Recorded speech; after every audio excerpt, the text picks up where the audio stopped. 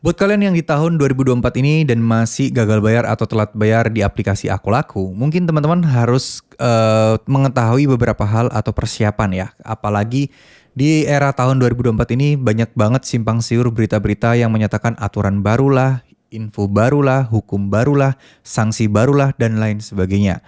Ya maklum, awal tahun biasanya DC menagih itu sangat-sangat gencar. Nah, buat teman-teman yang gagal bayar di Aku Laku, terutama khusus yang baru-baru gagal bayar, perhatikan video ini baik-baik agar kalian mempunyai bekal dan setidaknya teman-teman tidak takut-takut lagi dalam menghadapi DC Aku Laku yang terus-terusan menagih tanpa henti. Pertama-tama sebelum kita membahas lebih lanjut, kita harus tahu dulu bahwa Aku Laku itu merupakan sebuah aplikasi legal, bukan ilegal. Nah, karena kita tahu dia legal, maka sudah bisa dipastikan tidak akan ada sanksi berat apapun. Sanksi terberatnya sudah terdeteksi dan sudah diketahui. Apa itu? Yaitu cuman masuk slik OJK. Bang, menurut kami sanksi terberat adalah DC lapangan datang ke rumah. Enggak, kalian salah. DC lapangan itu tidak bisa berkutik kok. DC lapangan itu tetap tugasnya hanya mengingatkan, menagih gitu aja. Tidak akan bisa memberikan kalian sanksi hukum atau apapun. Yang mungkin bisa memberikan sanksi hukum, ya cuman si pinjolnya menuntut secara hukum, tapi itu pun adalah perdata bukan pidana. Nah, kenapa saya bilang DC lapangan tidak perlu ditakutin? Karena DC lapangan sebenarnya juga mereka bingung. Mereka itu juga, sebenarnya juga pikirannya kacau gitu loh. Maksudnya ya orang tidak punya uang, gimana caranya mereka bisa membayar hutang-hutangnya. Nah itu yang dipikirkan oleh DC-DC lapangannya. Dan tentu saja ini akan membuat DC lapangan pusing ya. Gimana caranya membuat orang yang saat ini posisi tidak punya uang dan gak ngerti buat cara dapat uang cepet tapi kita suruh paksa bayar. Nah itu yang ada di pikiran para DC lapangan.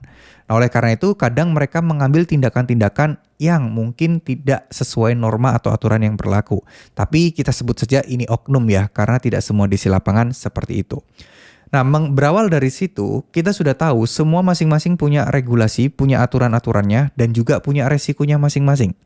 Nasabah gagal bayar sudah diatur di undang-undang bahwa dia juga punya resiko, yaitu dikenakan sanksi denda, dan yang paling berat adalah di blacklist BI checking atau slik OJK-nya buruk. Itu adalah sudah yang paling berat.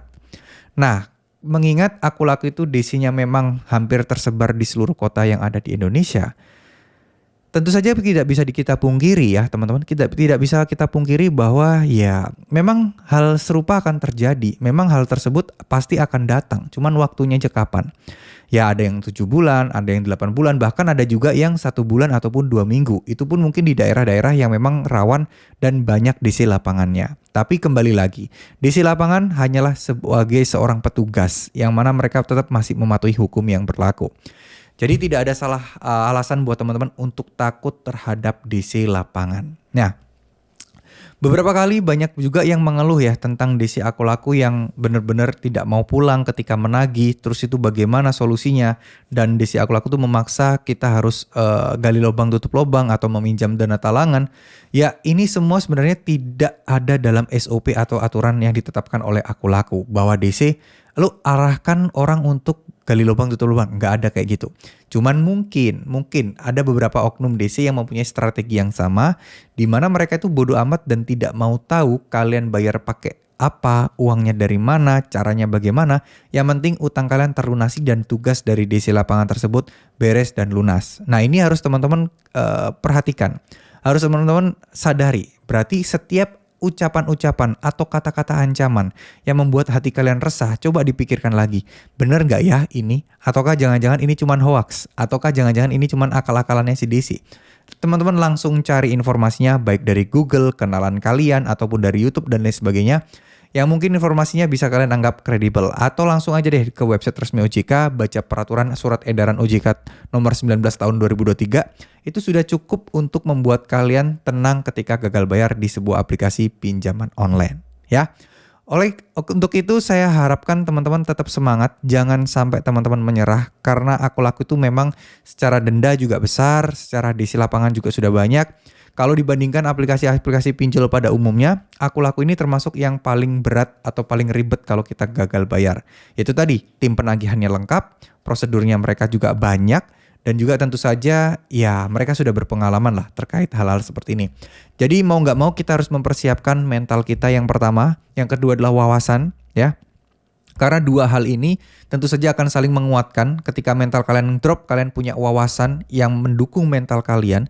Ketika kalian wawasannya kurang, mental kalian akan memacu kalian untuk mempelajari lebih lanjut, mencari tahu lebih detail agar kalian tidak dihasut dan tidak ditipu.